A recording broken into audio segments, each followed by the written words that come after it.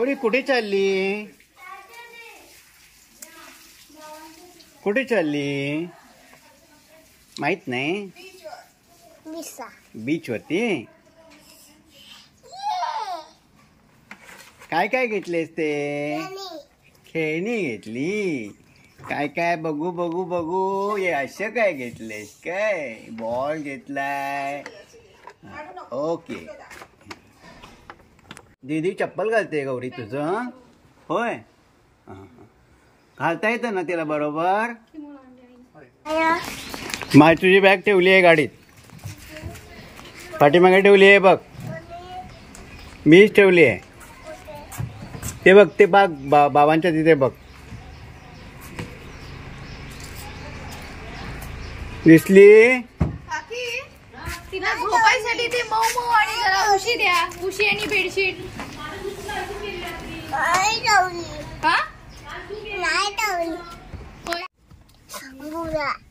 हा, समुद्रात.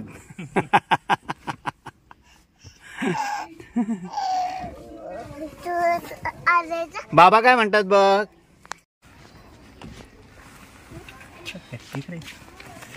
ती मला खूप आवडते.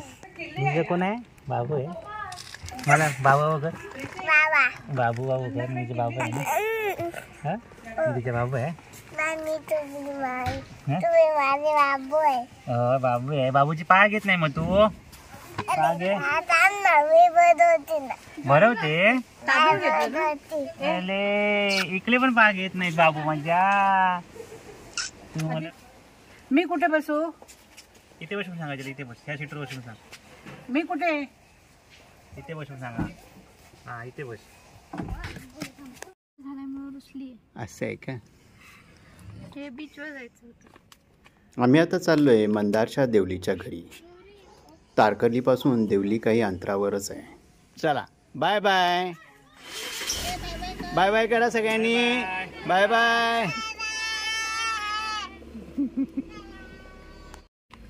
चला बाय बाय. परत येणार ना काका? संध्याकाळी येणार आहे. हो या लगेच. संध्याकाळी भेटूया. ठेवूया मग.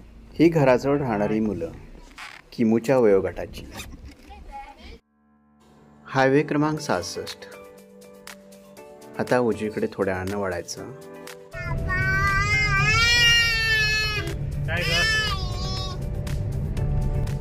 हे कसाल.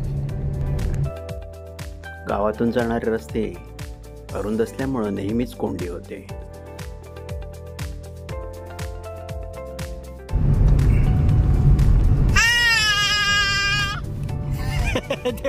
कॅमेरा चालल्यावर हाय.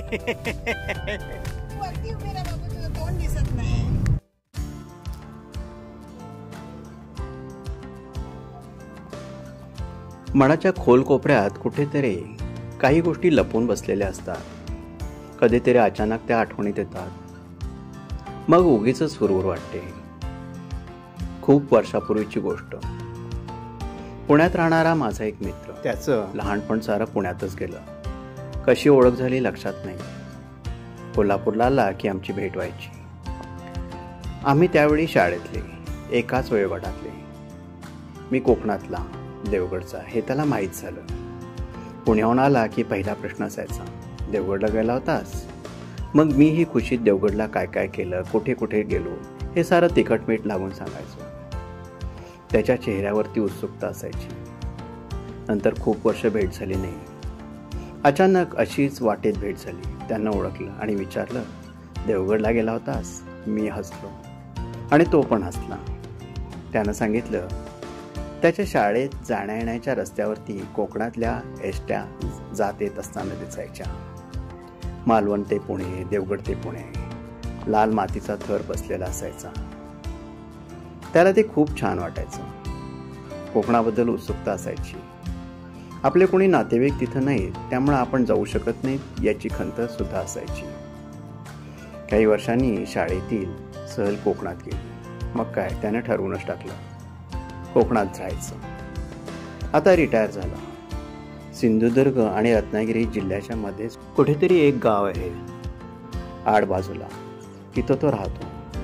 गावाचं नाव आता माझ्या लक्षात नाही. मी फोन नंबर मागितला. तो हसला. माझ्याकडे सेलो फोन नाही. त्या धावत्या भेटीत काहीच विचारता आलं नाही. परत भेटेल की नाही माहीत नाही, पण अधूनमधून त्याची अचानक आठवण येते. कधीतरी असाच भेटेल अशी आशा वाटते. अशीच खूपशी माणसं भेटतात, जवळ येतात आणि नाहीशी होतात.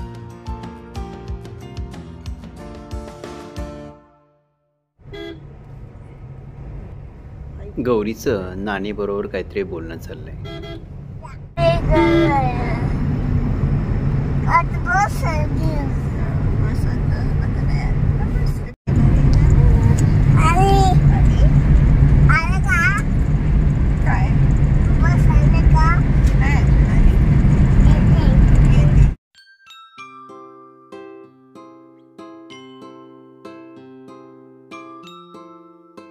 देवलीला जाण्यासाठी डाव्या बाजूला वळायचं. समोरचा रस्ता मालवण, तारकर्ली किंवा देवबागला जाण्यासाठी हा शॉर्टकट आहे. अंतर जास्त वाचत नसलं तरी रस्त्यावरती गर्दी कमी असते. आता हे बऱ्याच जणांना माहीत आहे. आईंना, मंदारच्या आईंना काही गोष्टी घ्यायच्या आहेत आणि किमूला सुद्धा, चॉकलेट्स, आणखी काहीतरी. समोर मॉल आहे, तिथं सगळ्या वस्तू मिळतील.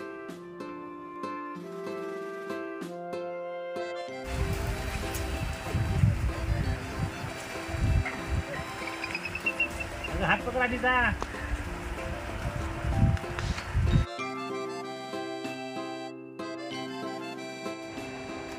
गौरी, तुला आईस्क्रीम पाहिजे? नको, सर्दी झालीये, सर्दी झालीये.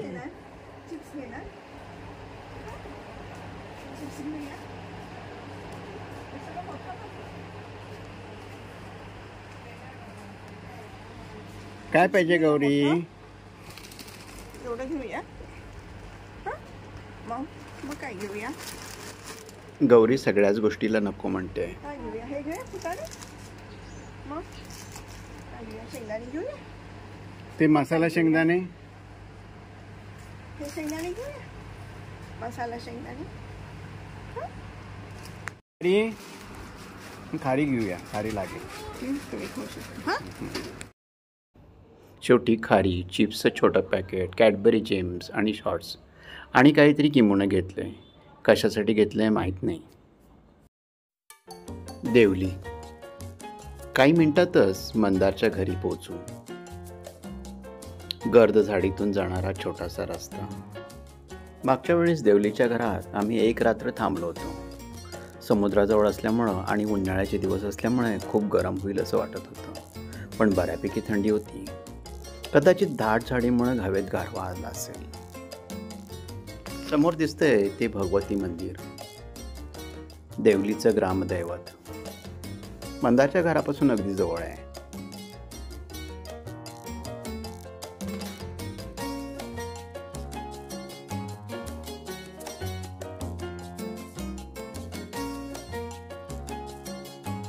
समोर दिसतंय ते मंदारचं घर. शूटिंग करणं बरं नाही, काय सामान पण घ्यायला लागत नाही. काही वर्षापूर्वी असंच आम्ही बाहेर गेलो होतो कर्नाटकात. त्यावेळेस शूटिंग थांबवून मी सामान घेऊन जायला लागलो. तर सगळ्यांनी गोंधळ केला, तुम्ही शूटिंग करा, सामान घेऊन जायचं आम्ही बघतो. हा घराचा एंट्रन्स. माझे बाबा, हे माझे बबडू, हे माझे बबडू. स्वयंपाकघर. आईनी कणकवलीहून सगळं जेवण आणलंय. इथे फक्त आमलेट करायचं आणि इतर जेवण गरम करायचं. इथं थांबायचं असतं तर रात्री जेवण इथंच केलं असतं. मग मासे. गौरी, पिल्लू पिल्लू खातेस की मोठं खातेस? पिल्लू खाते. दाखव केवढं पिल्लू आहे ते. नाही, रेंज नाही. छान आहे. तिथं का नको म्हणत होतीस? तिथं का नको म्हणत होतीस? संपलं असतं. हा बेडरूम. सगळ्या गाद्या गुंडाळून ठेवल्यात. त्यालाच लागून वॉशरूम. आणखीन एक रूम, पण सध्या फ्रीज आणि एअर कूलर इथं ठेवला आहे. इथे एकदम गार असतं. पाठीमागची बाजू, डाव्या बाजूला आणखी एक वॉशरूम आहे आणि पाठीमागचा दरवाजा. हे घर, इथला परिसर इतका आवडतो की स्वाती आणि मी ठरवतो इथे येऊन काही दिवस राहायचं. किती बुक आहे? 4.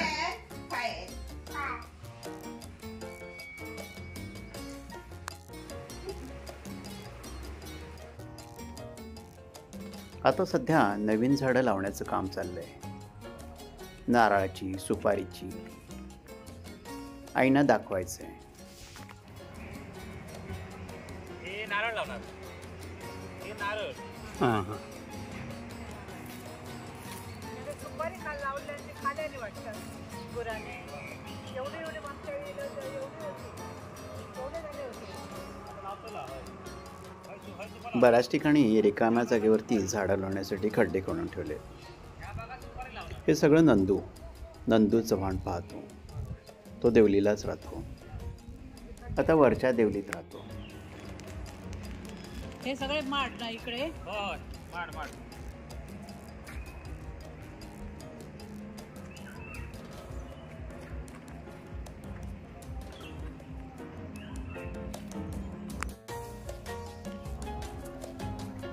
हा ओढा आहे. असं बांधकाम केलेलं आहे. फणसकोंडीतून हा आलेला आहे. बांधून काढलेलं. पावसाळ्यात त्याला प्रचंड पाणी असतं. कधीपर्यंत असतं मंदार पाणी ह्याला? पाणी आता डिसेंबरपर्यंत असतं. अच्छा.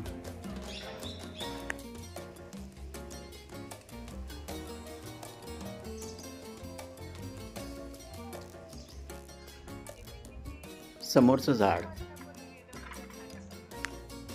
नारळाचं मोठं भोग पडलंय. आरपार दिसतंय. गंमत आहे.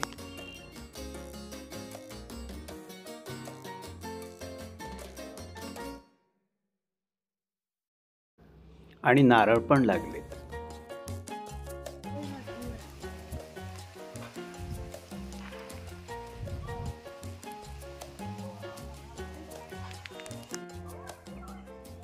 समोर दिसते ती विहीर. विहिरीपासून मंदाचं घर तसं थोडंसं दूरच. आता विहिरीला पंप बसवतात, त्यामुळे घरात पाण्याचं काही प्रॉब्लेम वाटत नाही. पण पूर्वीच्या काळी पाणी आणणं म्हणजे मोठं काम. विहिरीच्या पाण्याचं एक वैशिष्ट्य आहे, हे पाणी वापरून केलेला स्वयंपाक मग कुठलाही पदार्थ करा खूप मस्त होतो. बाग पाहून झाली, आता जेवायचं.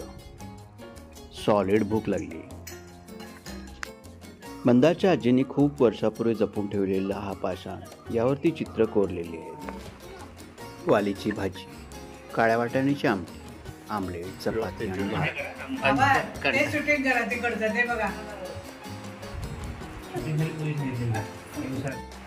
देवलीतल्या जंगलातलं एक केडलं आलेलं आहे. माझ्या डोक्यावर बसलंय. देवलीतलं केडलं आहे ते. केडलं छोट्या माकडांची कोकणातली एक जात. ही हुशार माकडं नारळाच्या झाडावरती चढून कवळी नारळ खातात. जेवण झाल्यानंतर झोपायचं ठरवलं. गरम होईल म्हणून कूलर सुरू केला आणि थंडीनं काकडायची वेळ आली. चला, देवलीतून आता आम्ही निघालो. Bye bye. गौरी बाय कर. कुठे गेली गौरी? हे एक अवघड वळण आहे.